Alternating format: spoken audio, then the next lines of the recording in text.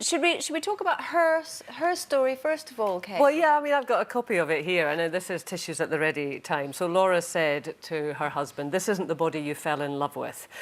The body he fell in love with was toned, it had muscles, there were no stretch marks on my belly, none on my boobs, no gut from muscle separation. I stood in front of him, exhausted and broken. The tears welled in my eyes. "This isn't the body you fell in love with." And then he said, "You're right, it isn't the body that I fell in love with. Instead, it's a body that grew our children, it fed our children, it comforted our children, it made life.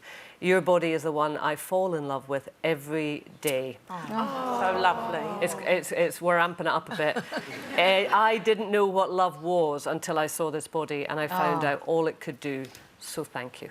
Oh, that's the most beautiful, correct answer. How correct can one guy get? Hopefully all our partners would say the same. You use the word hopefully. Hopefully. I mean, it's a tricky one to put out there as well, because she stood in front of him and said, "This isn't the body that you fell in love with." You do that, you have to be braced for the answer. Now, luckily, her answer was amazing and incredible, but you don't always get that answer from your partner. Did you? When you were? How was it for you? Well, I'm not with the fathers of my children anymore, but it's not because of that. I had two different responses actually with Finley.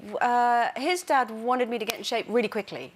And I remember him coming home from work. I was on maternity leave, and he went, "What do you do all day?" That's one of the reasons we're not together. So did you say to him, so if you feed them all day and change their nappies and clean the house and hold down a job and I'll just go to the gym all day? Yeah, kind of.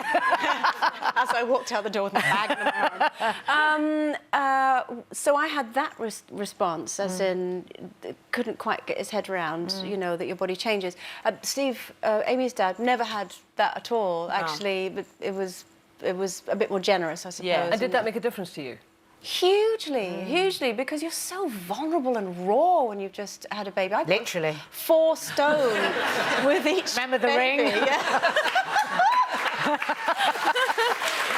I put on 4 stone with each baby, so of course your skin is only so elastic, and you know, it didn't bing back, it kind of went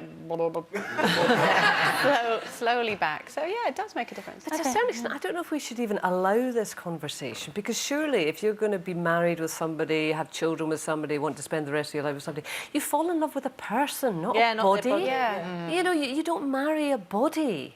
You know, and if the people think that they are marrying a body, then there is something fundamentally flawed in the relationship, isn't there? I know, we should be celebrating our bodies. We've given birth to children. Mark's never made me feel bad. I've been all different shapes and sizes, and all he's ever worried about is health. So when I've been really overweight and when I was drinking a bottle of wine every night, he'd be concerned about that. Remember the days. Remember the days.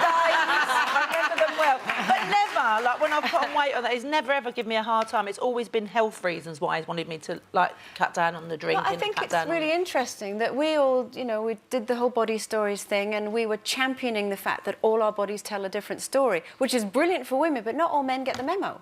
And I think that we still have a little bit of work to do for some men, not all men.